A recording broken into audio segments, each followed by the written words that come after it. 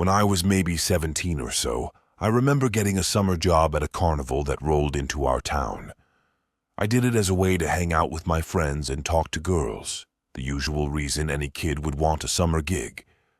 I saw online that a local food truck needed part-time helpers, and that was perfect for me. Flexible hours, moderate pay, and there would be other people my age to work alongside.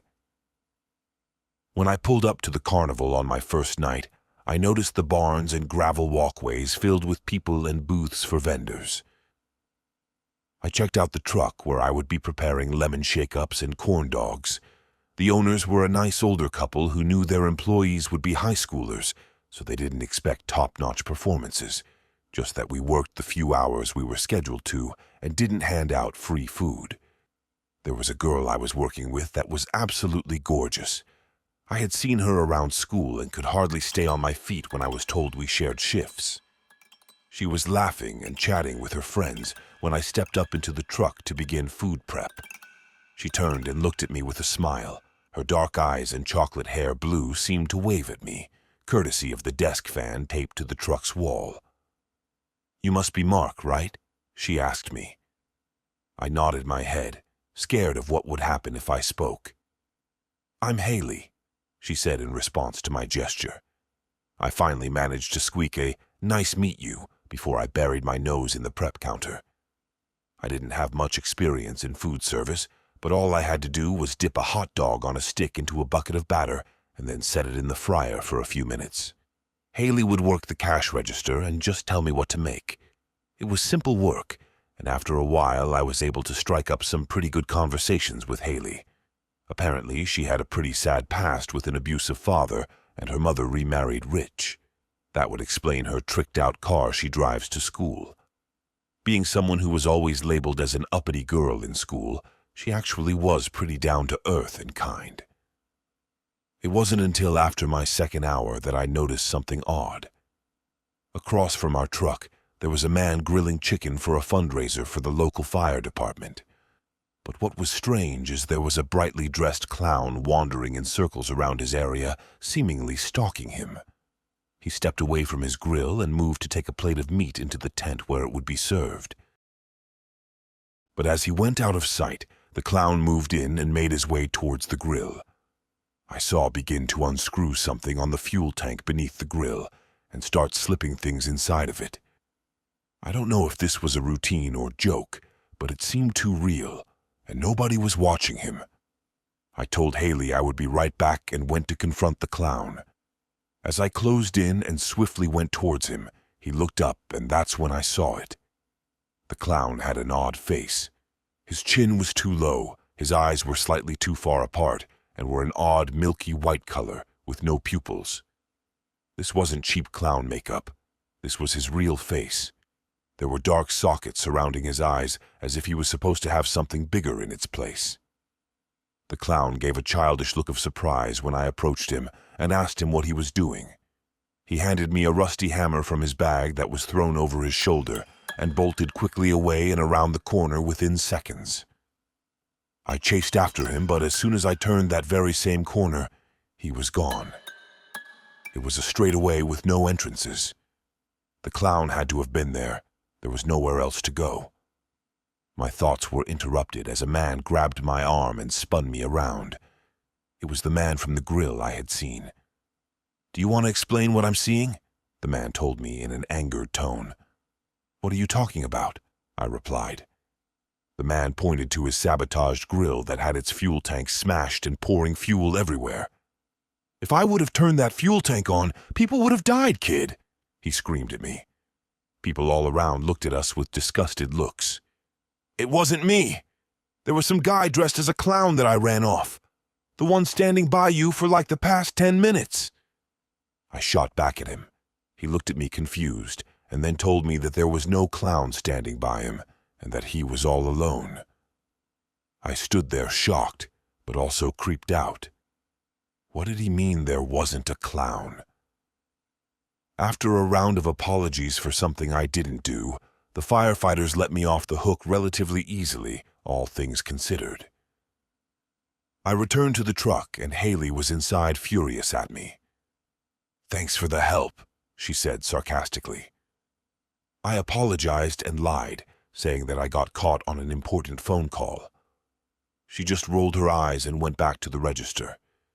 Maybe 5 minutes in, I saw one again. It was a clown, similar to the one before, but slightly different. This one had orange hair and a bowler hat. But the face seemed vastly similar to the one from the grill. It was pushing a young boy in a wheelchair with seemingly nobody else around. Was this one really just a helper trying to be nice? Or was it actually just as sinister as the other? With a young child on the line, I wasn't taking any chances, so I followed it. At that time, I'm glad I did. Luckily, the truck was on break and we could go where we wanted to without abandoning the truck. I followed the clown and the boy into what looked like a fun house. I started getting concerned about the clown's intentions as we got to the second floor. That's where I saw it. The boy was blindfolded and laughing, likely thinking he was just having fun. But the clown was dangling him over the ledge of a maintenance doorway that dropped 30 feet onto the hard ground. The clown slowly turned his face to meet my gaze with a twisted smile and a sinister cackle. He started to let go of the wheelchair as I bolted over to him to try and grab the chair before it was too late. I body-checked the clown out of the way and grabbed the handle just before the boy rolled off. The clown made an odd noise and jumped away dramatically into the darkness of the funhouse. I was relieved to see the boy still sitting there, blindfolded and laughing, still unaware of his situation. Once again, my thoughts were interrupted by a curdling scream. It was a woman standing below and staring right at us. Her screams brought a crowd before I could even comprehend what was unfolding. But that's when it hit me. I was framed again. The next few hours went by like a flash. First, I was handcuffed and brought to a security station for questioning. Then I was walked right in front of my boss and Haley, where they were told what I had done, or rather what I had been accused of. To no surprise, I was fired on the spot. But what hurt more was seeing Haley's look of disgust as I walked away. The police told me I was banned from the carnival event, and if I returned, I'd be trespassed. I held my head down in disbelief at what had just happened. Nobody believed me of what I saw, and nobody else seemed to have witnessed the clowns but me.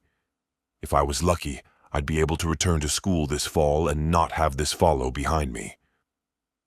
On my way out, I passed a magic show and decided to blend into the crowd to at least get some enjoyment out of tonight. The magician called on his lovely assistant to help with his next trick. The assistant that walked out, though, was a frumpy being in baggy, flashy clothes that wore a crumby wig and a skirt. It was another clown. I watched the clown closely as I recognized its gaze locked directly onto my own.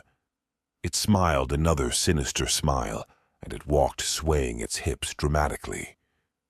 The magician pulled out a large crate and asked for a volunteer to step into the box as the clown held the door open.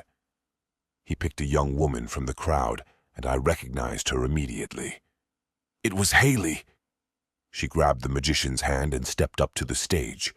The clown held the door open, motioning her to step inside, but as he did it, he turned again to look directly at me. At first I panicked, but then I came to my senses. Everything I had tried to stop tonight only ended with me in trouble, so I decided to call the clown's bluff. I just smiled at him and waved, provoking him to actually do something, or admit defeat. I felt a wave of satisfaction run over me as the clown frowned and scowled at me for not getting involved. But that emotion started to waver as his twisted expression turned into one of evil and sick joy.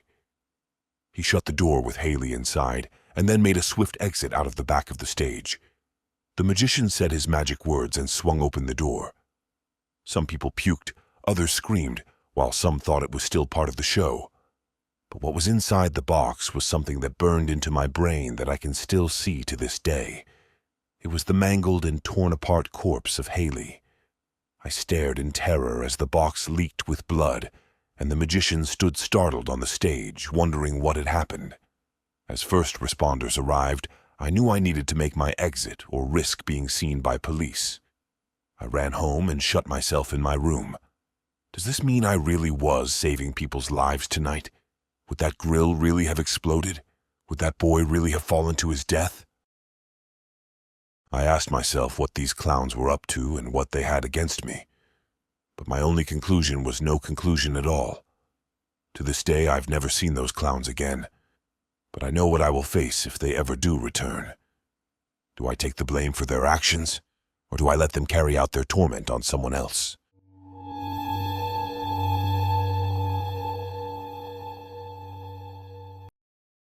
If you like this story and want to see more, please consider subscribing, liking, and sharing this video.